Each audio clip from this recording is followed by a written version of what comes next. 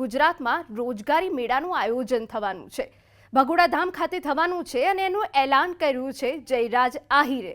હવે વધારે સમય નથી લેતા અને સીધા જયરાજ પાસે જઈએ અને તેમની સાથે સીધી ચર્ચા કરીએ કે આખરે શું છે। જયરાજ, આપનું સ્વાગત છે ન્યૂઝ 18 ગુજરાતીમાં। જી ધન્યવાદ। ભગોડા ધામ ખાતે આયોજન શું છે?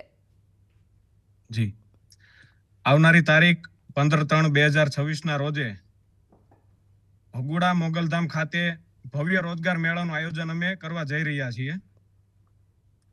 ભાઈઓ અને બહેનોને રોજગાર મળી રહે એ હેતુથી અમારી સમગ્ર ટીમ દ્વારા આયોજન થઈ રહ્યું છે। અહીંયા એ પ્રશ્ન પણ મહત્વનો છે કે આ રોજગાર મેળામાં કોણ કોણ ભાગ લઈ શકશે?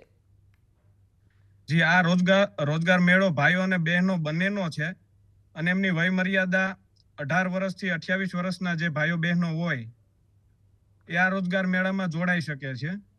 જેમનું ક્વોલિફિકેશન લાયકાત 8 પાસ થી લઈને 12 ધોરણ અને ગ્રેજ્યુએશન, ડિપ્લોમા વગેરે વગેરે મારા સમગ્ર પોસ્ટરમાં મેં જાહેરાત કરી છે, એમાં સમગ્ર વિગત મેં આપી છે।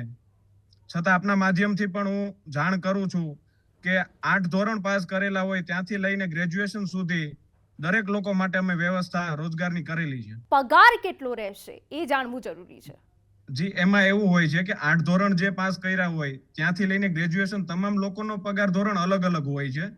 અંદાજિત મારા ખ્યાલ મુજબ 14,000 થી પગાર સ્ટાર્ટ થાય છે, 17,000, 18,000 અને એમનું ઓવરટાઈમ જે કરતા હોય છે, કંપનીઓ મેં માહિતી લીધી ત્યાં સુધી મને ખ્યાલ છે કે એમનો પણ પગાર અલગ હોય છે।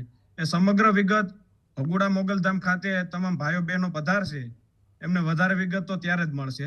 જયરાજ, જે લોકો આ કાર્યક્રમ જોઈ રહ્યા છે એમના મનમાં સવાલ થાય કે શું ભાવનગર જિલ્લાના જ યુવક યુવતીઓ ભાગ લઈ શકશે કે સમગ્ર ગુજરાતના? સમગ્ર ગુજરાતના ભાઈઓ બહેનો આમાં ભાગ લેવાના છે।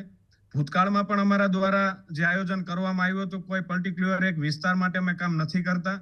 આ એક સેવાનું માધ્યમ છે અને દરેક લોકો આમાં ભાગ લઈ શકે છે। જયરાજ, ભાઈ બહેનોને એ પણ જાણવું છે કે અગાઉથી કોઈ ફોર્મ ભરવાનું છે, રજીસ્ટ્રેશન કરવાનું રહેશે, પ્રક્રિયા શું રહેવાની છે?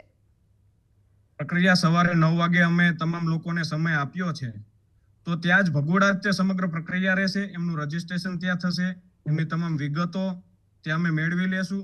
પછી ત્યાં અમને સમગ્ર માહિતી ત્યાં મળશે, એમને વર્ક શું કરવાનું છે, અલગ અલગ લાયકાત જે લોકોને હોય એમને સંપૂર્ણ માહિતી ભગોડા મોગલધામ ખાતે મળી રહેવાની છે અને એમને ટ્રેનિંગ પણ આપશે। એમને જે વર્ક કરવાનું રહેશે એમની ટ્રેનિંગ આપ્યા બાદ જ એમને નોકરી મળશે।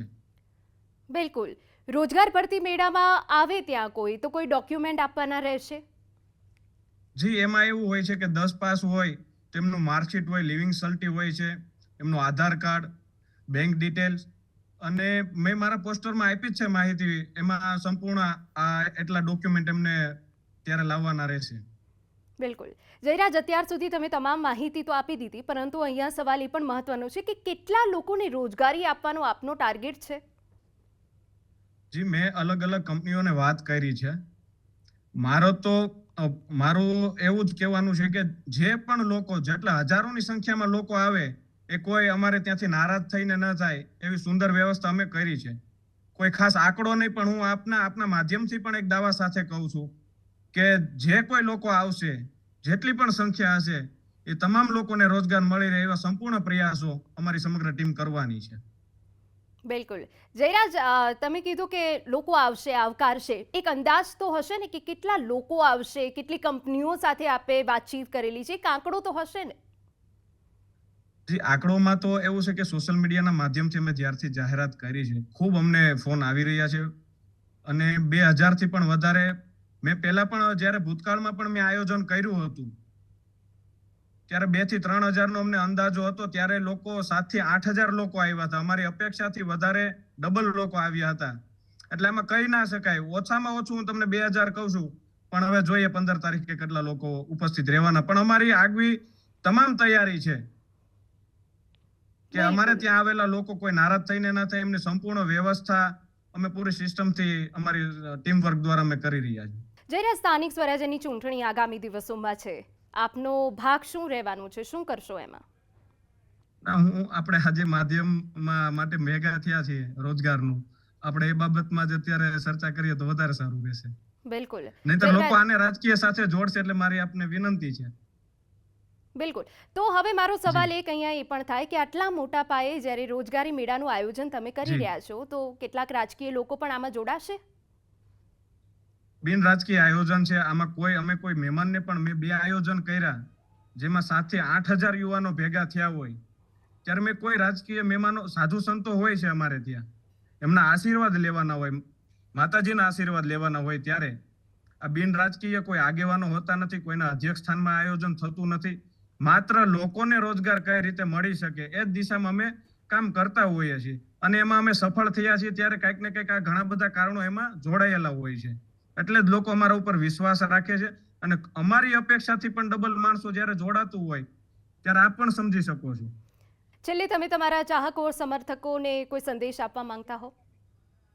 બસ હું આપના માધ્યમથી કહેવા માંગુ છું કે સૌ ભાઈઓ અને બહેનો ખૂબ મોટી સંખ્યામાં પધારો અને ખૂબ ઓછા સમયમાં તમામ લોકોને રોજગાર મળી રહેશે એનું સંપૂર્ણ મેં આયોજન કર્યું છે. અને જે કોઈ હું આપને વચ્ચે જાણ કરતા મને આનંદ થશે, ગયા વખતે અમે જે બહેનો માટે રોજગારનો કેમ્પ કર્યો હતો એમાં એક બેનના મેરેજ આ મંથમાં જ હતા અને એના પરિવારને એમણે 2.5 લાખ જેવી રકમનો એમના ઘરવાળાને એમણે સહારો આપ્યો. તો આ મારા માટે ગૌરવની વાત છે કે બેન પોતે ઓવરટાઈમ કરીને જ્યારે 2.5 લાખ રૂપિયા કમાઈ રાખતા હોય. બિલકુલ. તો આવા દરેક યુવાન અને યુવતીઓ પોતાના ઘરને કંઈક ને કંઈક સહયોગ કરે, પોતે યુવાન હોય ત્યારે આ કરવું જોઈએ. બિલકુલ. આભાર જયરાજ, અમારી સાથે વાતચીત કરવા બદલ. જી ધન્યવાદ.